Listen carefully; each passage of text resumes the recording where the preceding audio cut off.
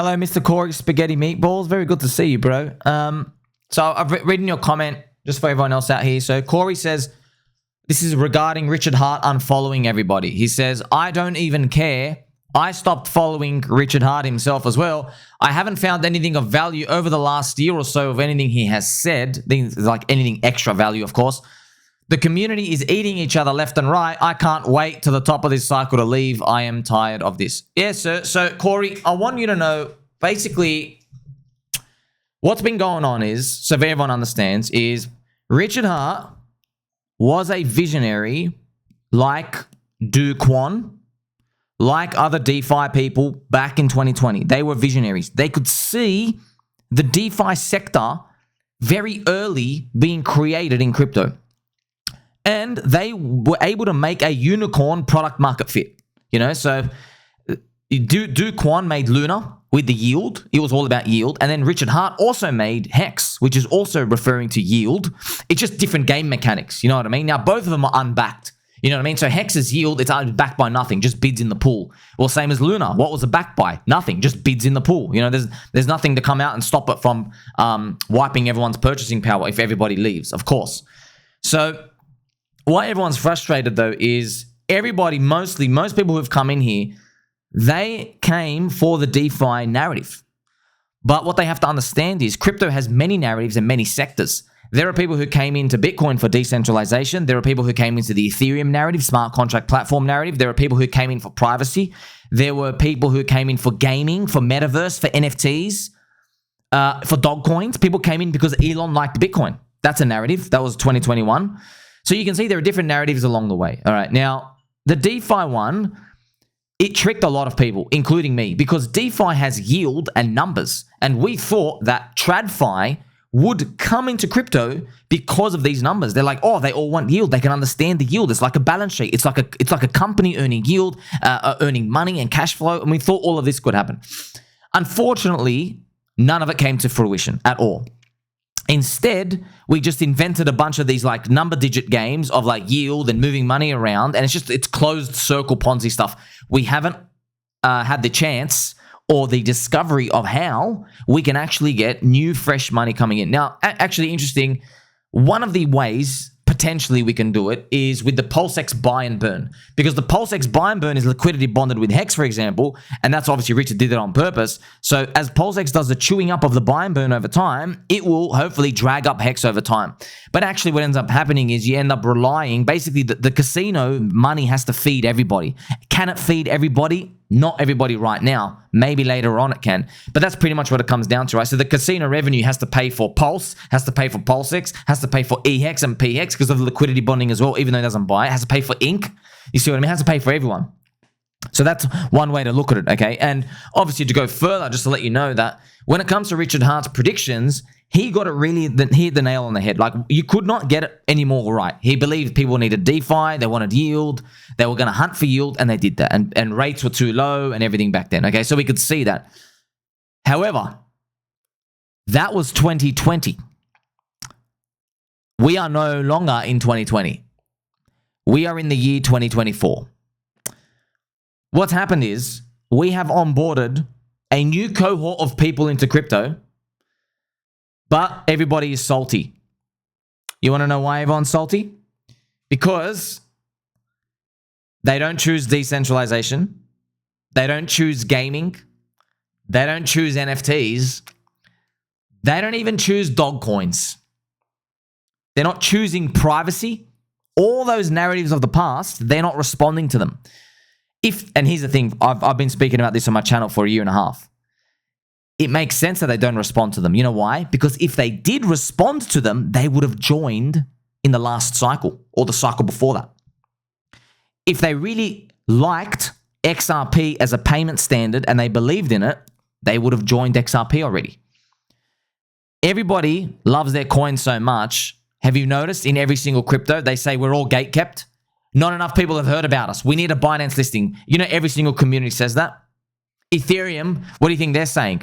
We need to be listed next to Bitcoin with the ETF. We need people to be able to buy them. See, everyone believes they're gatekept. Everyone.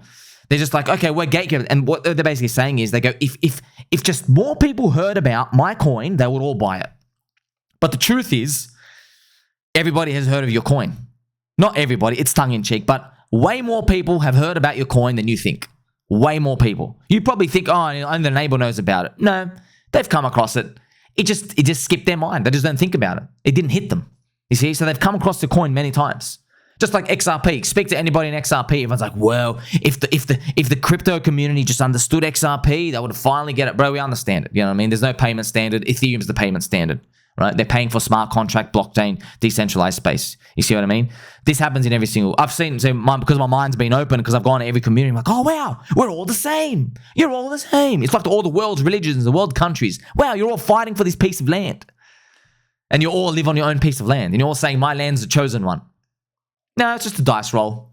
It's just a dice roll. Okay? It's like whichever narrative you came and got gripped to. That's why you must take an open mind, sir. So, Corey, I appreciate your comment to see that, and I feel your frustration, but I want everyone to know that's what's been going on. So, Richard hit the nail on the head. There is a new cohort of people. He doesn't speak to them. He does not speak to them. Okay? But here's the thing, man. Here's the thing.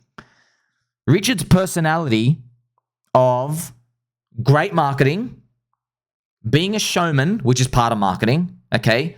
Communication, putting himself out there on YouTube. So you add all of those up with being able to update his worldview, with a cult-like mentality of belief. If you add up all of those personality traits, you have PulseChain ecosystems today. All of them. Okay? Richard Hart likes to work in the shadows. Mysterious. What's he going to do next? What's the biggest thing going in PulseChain right now? PDI. That has the biggest market cap. That's the biggest. Okay?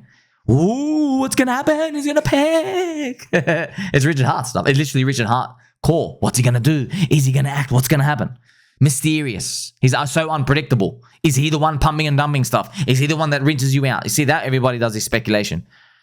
Many others, friends. Many other things of his personality is basically, it's been imprinted into PulseChain ecosystem communities itself. You have 9-inch Willy jokes all around. You know, he talked about his Willy, Red Bull. Okay? You have Tangang, which is spicy, ferocious, standing up for the little guy. That's Richard Hart, standing up for the little guy in 2020. Okay? You have even things like Mr. B Roots, more of like a showman, outgoing, like wrestling style, you know what I mean? That's Richard Hart streaming. Everyone's like, oh, I like seeing the show stuff, the fancy, and the watches spinning and all these. Do you see how Richard's personality is in every single person? Questioning the narrative. Questioning the narrative. You see that? There's a lot of things. So his personality is basically spread out everywhere. It really is. Interesting, isn't it? You want to know what's even more interesting? You know SOLIDX, the coin, Mr. FireWhale? He literally just does what Richard does. All his money's in ink. Like, I'm just exaggerating here, but he's got like, 50 to 60 million dollars. He's making like 500 grand a week in income, probably like down to 30K because of the price. He's just rotating it into his bag. That's literally Richard goes, hey, give me the ETH from the HEX ICO. Let me put it in ETH. ETH goes up. Okay, let me just rotate the money in. Isn't it interesting? FireWhale does the exact same thing. No other ecosystem in crypto does that. Not one example. There's nothing on Solana. People wouldn't even believe the story if you told them, hey, but there's a guy with $60 million. He rotates and buys his bag from time to time. They would not believe it. We all know it's true. We're like, oh, yeah, of course we can see it. You see that? So here's the bet, though. Here's the speculation part. I think the future becomes more communities put on. And here's another interesting take on that. Richard Hart's personality of being very loyal, all right? He doesn't like to change his mind often. That spirit is on the chain and it transcends itself. It basically like infuses itself into people being diamond-handed, all right? Like HEX has 15-year staking, you know what I mean? So it's literally, you can't get more diamond-handed than that, right? To even have that feature. So that's why I believe PulseChain still will be successful. I think it's funny, will be. It is successful now to me. It's just, if you measure it by the prices, last place, obviously. If you measure it by what I call the early fundamentals of a trend, basically you've planted a seed and it's already growing, it's sprouting. If you measure it just by how fast and aggressive that first sprout is, which is the meme coins and altcoins, 10 out of 10. 10 out of 10. Literally 10 out of 10. I'm not even joking. I'm not exaggerating. The different ecosystems. We've got the alien coins system as well. Mr. Hexy Bastard, 9mm decks. You have the Tangang, Fruit, We've got Pika now, Pikachus. All these things, man. PDI, Tropa ecosystem. This is 10 out of 10. Tick, tick, tick, tick, tick, tick, tick. Nothing else has it. Not even close. If they have a meme coin, friends, they have one big meme coin and that's it. You don't have all the other smaller ones. They don't have any flair or flavor. They don't. I literally, friends, I would buy all of them. Trust me, I'd buy all of them. I'd make 15 videos about them. I'll tell you all about them. They just don't have that. Okay, so looking at it from that perspective, I hope it like opens your mind. Like, wow, there's other things going on. Now, here's the thing. I know it's hard for people then to go, all right, thank you, my friend Sommi, with your very, very sharp elbows and your fluffy Highland Bull slippers. Are you suggesting I just go buy shit coins now? See, that's the hard bridge that people make because, firstly, don't go do anything, not financial advice, but people are stamping culture onto the blockchain. It's a culture casino. Memes have product market fit. We're watching it on Solana. The PulseChain ecosystem, everybody's adapted, man. 10 out of 10, friends. We didn't have any exchange listings, dude. And we've already been able to make these fire-hot memes. Everybody's on Twitter 24/7. PulseChain ecosystem, okay? And they're on YouTube, all these content creators. And they're all making videos. Like Mr. Durky Turkey pops up, making dick with butt videos in the Tang Gang. See that? Just amazing. Tang News Network, that's funny. Tang Gang have their own TV channel. Dude, they're taking over. We're literally taking over. And the best part is it's moving in so slow motion. These things are like a couple of million market cap. Nothing. Literally tiny. You don't have anything like that in crypto. Andrew Tate launches a coin. It's 100 million market cap within 24 hours. Okay? So there's too many eyeballs watching the rest of the crypto space. There's a lot of edge here. There's an extreme amount of edge. Now, the only way for me to prove to you or anybody else that there is edge is for me to walk forward to maybe September of 2025 and show you a chart where all these like $2 million market cap coins hit 100 million. That's the only way you'd believe me. I know that. That's why my job isn't to convince anybody. I'm just telling you, I know for a fact it's undervalued. Not guessing. I know for a fact, man. For a fact, okay? I'll take that bet any day. I think that bet's worth taking, and I don't care if it goes to zero. I don't care because I'm like, man, this had 50,000 boxes ticked. Every single thing. A wide variety. There's different memes that hit everybody in different places. It makes them feel something. It really does, okay? So at the end of the day, it's up to you, really, to decide if you want to participate or not. Yeah, the core coins are heavy, but I've explained to everyone why. PulseChain is just cheaper Ethereum, Cycle 2 narrative. PulseX is just another Uniswap, another DEX, Cycle 2 narrative. HEX is now in its own, it's a DeFi altcoin, Cycle 2 now as well. So you exhibit these Cycle 2 things. The product market fit is going to the meme coins. Yes, I wish it was some other new Uniswap level type of tech innovation, but it's not. But the beautiful part is, because it's memes, PulseChain community have been able to stamp it on straight away. Isn't that amazing? Do you know how screwed we would be in PulseChain if somebody made a technology unicorn like Uniswap that could not be forked? You know we would all be screwed. Imagine someone made like a black box program where you could connect with it with your DeFi stuff, but you don't know how it works. There's no Uniswap formula. There's no forking of it. There's nothing. Imagine they did. That would be the worst case scenario, because then we are all forced to go to that chain and leave PulseChain. But the best part about this cycle is it's all to do with meme coins and these community cultures and everything coming around. Now, a lot of people, obviously, it's the most hated cycle ever. Why? Because it's just a bunch of people shitting shit coins. That's pretty much what they see. However, the internet is 33% comprised of pornography.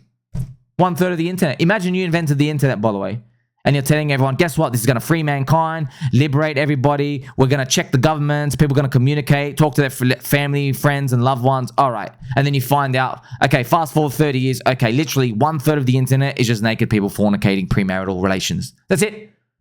Wow. That was a bit of a letdown, wasn't it? 1% is actually used for the stuff you thought. That's meme coins are just like adult entertainment. That's pretty much it. It's a Las Vegas experience. Now, the best part about the PulseChain community is they've adapted. They're here, and they're cheap. So, I guess we'll see what happens, man. If I was to guess, I think as Pepe and other meme coins rise higher and higher and higher and higher, you'll see the market start to price a lot of those things in. And then you might even see at the ultimate end, when everyone comes to maybe front run Richard Hart's 150,000 or whatever it is, Ethereum rotation, you might see these people, friends, they just buy all the meme coins on there. And they just go absolutely wild. You just need like a week of it. You just need 3 days. They'll all come in. You know what I mean? If PLS is already 20x higher than today, They're not going to come and put in like, you know, $1 million into PLS after it's 25x higher. Not all of them. What they'll come do is they'll go, oh, give me some Pika. Give me nah. Give me Freedom of Peach. Can PeteI get to $1? It's 30 cents right now. It's going to go to $1. That's a free 3x. That's probably going to think about it, okay? All of it's speculation though. None of this financial advice. Like, subscribe. Love you all. Catch you soon.